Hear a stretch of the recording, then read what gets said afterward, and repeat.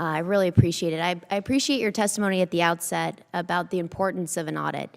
It's something I care about deeply.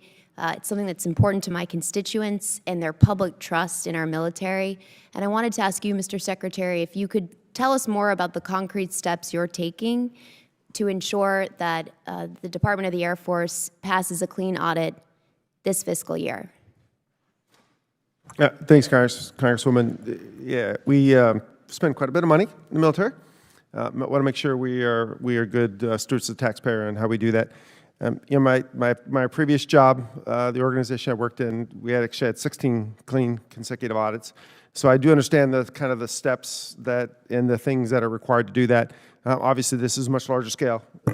So I'm in the process of actually assessing where we have our deficiencies and then laying in a plan to go after those. I just signed out a note to put the Undersecretary as one of his primary jobs is to ensure that gets accomplished.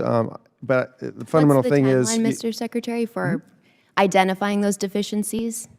So those deficiencies, you know, with the past audits have been, many of them have been identified. I think the question is what do you do? What's the as you probably know, Congressman, what do you do to address those deficiencies? Yes. Some of them can be very challenging. Some of them is just tying together all the systems that manage the data, manage the finances.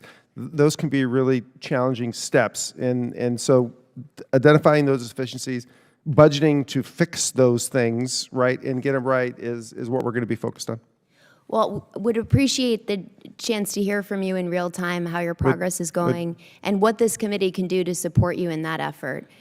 We've got the National Defense Authorization Act, which is one of the reasons I came to this committee. It's, knocking on wood, 63 years in running a bill, and we'd very much like to work with you to be sure that you can join our colleagues from the Marine Corps in passing a clean audit as soon as possible.